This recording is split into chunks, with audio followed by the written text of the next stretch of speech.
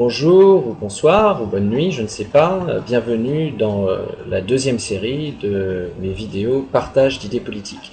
La première vidéo était donc une introduction qui exposait un petit peu ce que je souhaitais faire. Aujourd'hui, on va rentrer dans le vif du sujet.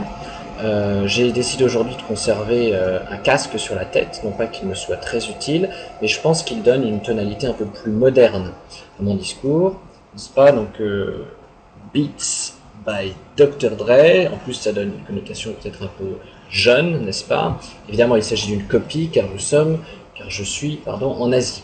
Voilà, et donc c'est ce casque sur la tête que je vais questionner les grandes valeurs de notre pacte républicain, comme on dit souvent, liberté, égalité, fraternité. Alors, parmi ces trois valeurs, il y en a une que je ne remets absolument pas en cause, il y en a une que je remets un peu en cause, et il y en a une que je remets complètement en cause. Alors commençons par celle que je ne remets pas en cause. Il s'agit de la liberté. Voilà, la liberté, c'est pour moi le plus important des combats menés à titre collectif et individuel. Réjouissons-nous, nous Français, de vivre dans un pays qui nous laisse quand même un grand niveau de liberté, donc même si certains se plaignent, et il peut m'arriver de penser aussi que la liberté d'expression n'est plus toujours totale, puisqu'il y a un certain nombre de sujets qu'on n'a pas trop le droit d'aborder, qui sont devenus des tabous. Malgré tout, on ne va pas se plaindre comparé à des gens qui vivent dans des régimes totalitaires, qui sont oppressés, voire assassinés sauvagement, emprisonnés, torturés, pour les idées qu'ils portent. Donc effectivement, nous n'en sommes pas là en France. Au pire, on écope d'un procès, d'une amende. Il faut vraiment aller très très loin pour écoper de plus, et je crois même qu'en fait on ne peut pas écoper de plus, n'est-ce pas, qu'un procès ou une amende, si un emprisonnement éventuellement, dans des conditions qui à mon avis restent certainement meilleures que dans beaucoup de pays.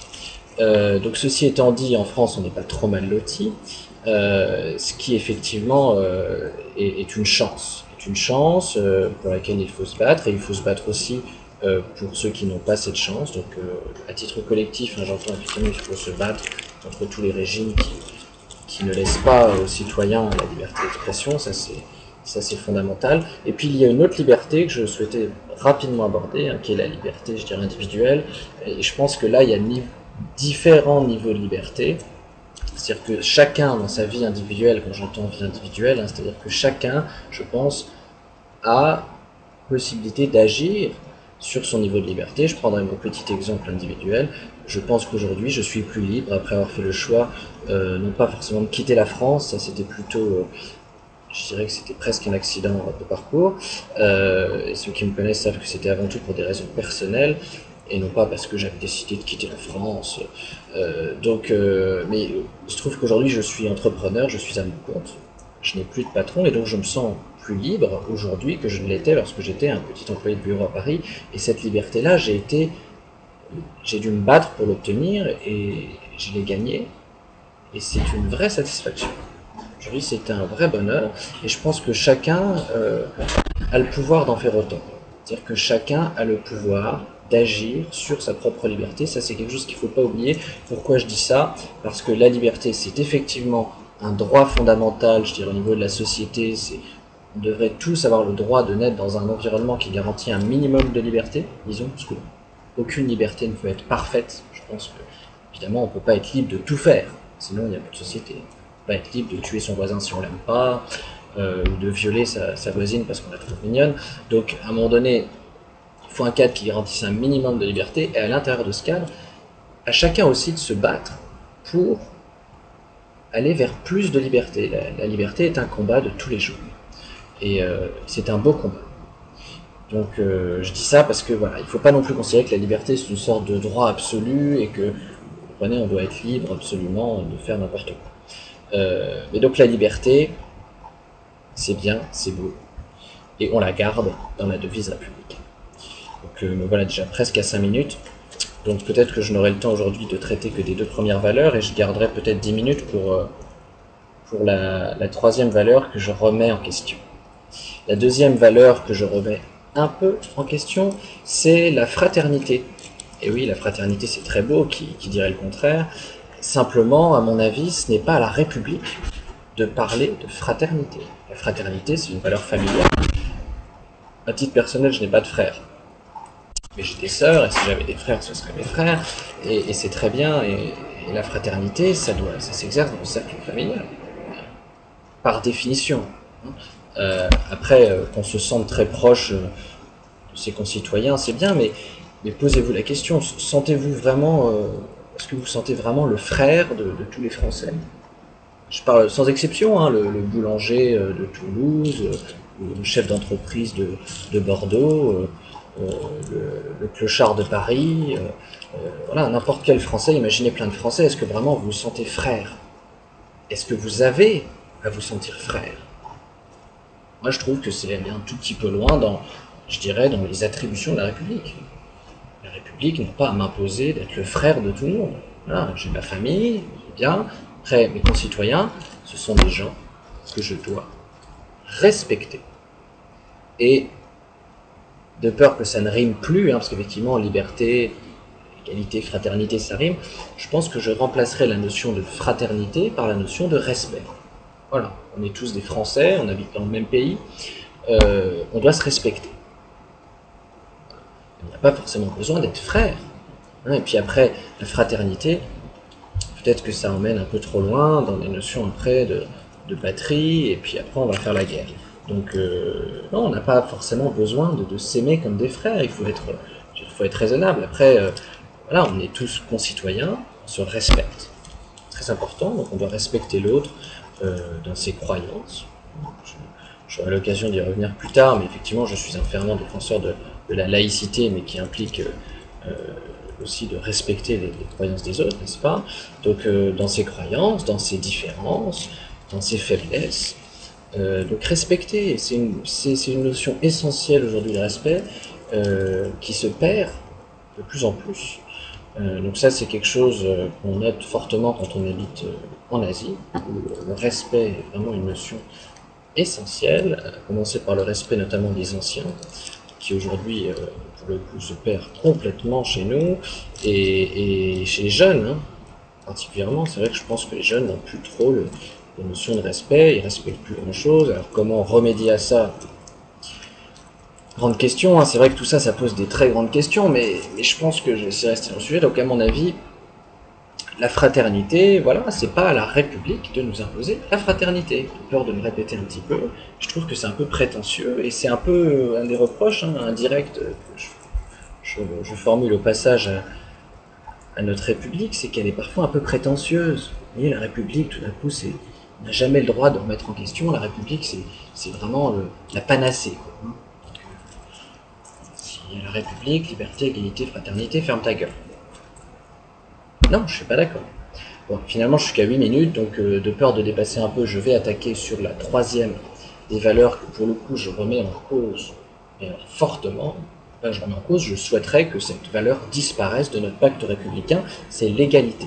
Alors attention, là, je vois déjà les tomates qui fusent, j'ai reçu un coup dans l'épaule, mais j'esquive et je vais continuer sur ma lancée. Et j'espère bien vous convaincre. L'égalité, par définition, est un concept mathématique.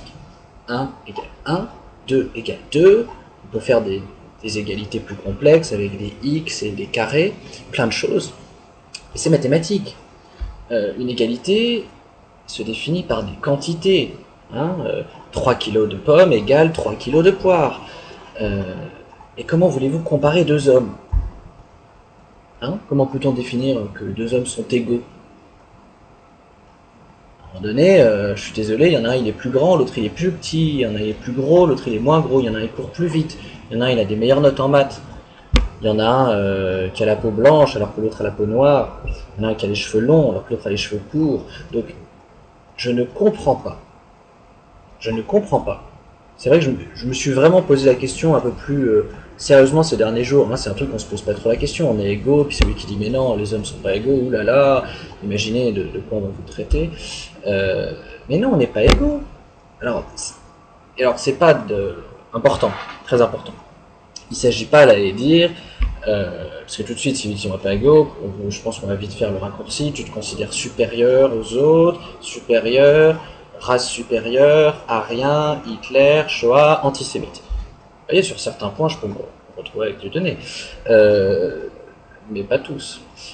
Et donc effectivement, on n'ose pas dire ça, mais non, les hommes ne sont pas égaux entre eux, les hommes sont différents. Et en fait, je trouve ça terrible de dire qu'on est égaux. D'une part, ça nous réduit à une sorte de quantité, une chose, hein, les hommes sont, puisqu'encore une fois, pour définir une égalité, il faut des quantités un peu rationnelles, des quantités, il faut une unité de comparaison. Alors on se compare en quoi? Non, on n'est pas égaux. On n'est pas égaux, on est différents. Chaque homme est différent, tous les hommes sont différents. Et alors égaux en droit, oui, égaux en droit. Vous allez me dire, c'est ça que ça veut dire, la devise républicaine. C'est pas qu'on est égaux, c'est qu'on est égaux en droit. Bah, alors peut-être faudrait-il le préciser. Euh, Peut-être faudrait-il le préciser, ce serait trop long. Liberté, respect, égalité des droits. Bon, mais pourquoi pas, hein. Mais le problème, c'est que c'est pas ça que ça véhicule, soyons honnêtes. L'égalité, l'idéal révolutionnaire, c'est quand même, on est tous égaux, on doit tous être, hein, la répartition des richesses, la fin des privilèges. Ça amène cette idée qu'on doit quand même être tous égaux et être un peu tous au même niveau. Et alors le problème que ça pose, c'est que même si c'est un idéal qui peut se comprendre, se dire c'est vrai que ce serait chouette si on était tous égaux, et d'une part ça marche pas, et d'autre part en fait ça crée énormément de frustration dans les deux sens. Je vais prendre un exemple d'enfants dans la cour d'école. Bah, je suis désolé, on est différents, c'est-à-dire qu'à un moment donné, il y en a un, voilà, il est meilleur que l'autre dans une discipline, quelle qu'elle soit. Alors, celui qui est meilleur va se sentir coupable dans notre pays, hein, tout de suite. On n'a pas le droit de le mettre en avant, qu'on est bon, donc limite il va se sentir coupable vers celui qui est moins bon, puis celui qui est moins bon, lui, il va ressentir ça comme une injustice. Bah non, c'est pas normal, on devrait tous être égaux, donc peut-être qu'on ne devrait pas mettre des notes, on ne devrait pas se mesurer.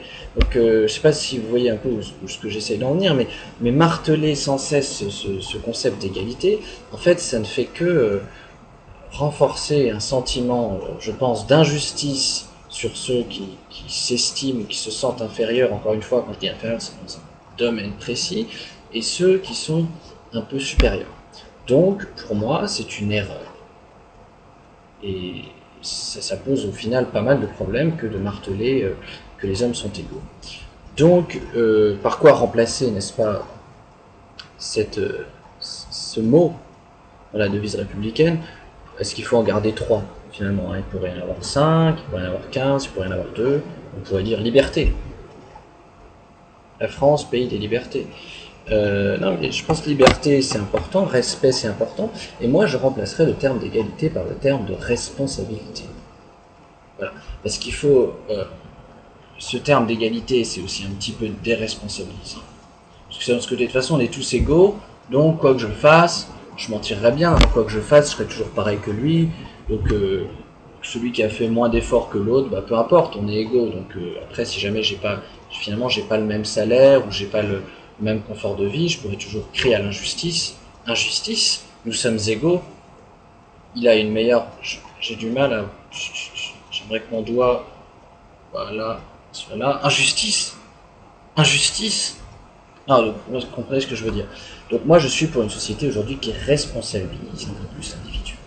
Hein, que les gens soient responsables de leur vie, qu'ils se rendent compte que ce qui leur arrive c'est avant tout leur affaire et que c'est de leur ressort d'améliorer leur sort. Voilà, ça rime pour le coup. Et donc effectivement c'est en quittant la France, en vivant dans un pays beaucoup plus libéral que la France. La Thaïlande c'est peut-être pas connu de chez nous, hein, c'est connu pour les plages et le tourisme sexuel, mais certainement pas pour une économie libérale, et c'est le cas. Alors évidemment, ça pose des débats, on fera ça plus tard, le débat libéral ou modèle social ou social-démocrate. N'empêche que je suis pour une société de responsabilisation. Donc, pour finir, j'arrive à bientôt à 15 minutes, et vous ennuyez déjà, mais pour moi, le nouveau pacte républicain, ça pourrait être liberté, respect, responsabilité. Vous y réfléchissez, on le refait un petit peu. Liberté, respect, responsabilité.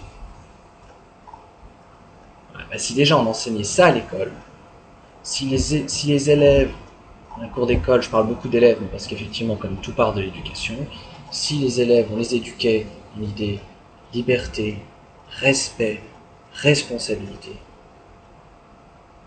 une cour d'école où il y a justement des black blanc beurre, comme on dit, hein, des petits, des grands, des gros, ben, je suis sûr que ça, quelque part, ça amènerait quelque chose qui marcherait un peu mieux que liberté, égalité, fraternité. Un peu ce côté où de toute façon on t'impose d'être frère, copain, égaux, alors qu'à un moment donné, de toute façon les mecs ils se rendent bien compte qu'ils sont pas pareils, puis parfois ils s'aiment pas, je veux dire, ça arrive, on n'est pas amis avec tout le monde. Donc non, je suis désolé, on n'est pas tous frères, on n'est pas tous égaux. Donc arrêtons avec cette devise qui à mon avis est à côté de la plaque. Voilà. Euh, Après vous ne direz pas être d'accord avec moi, mais moi je vous dis c'est à côté de la plaque. Changeons le slogan républicain, liberté, respect, responsabilité.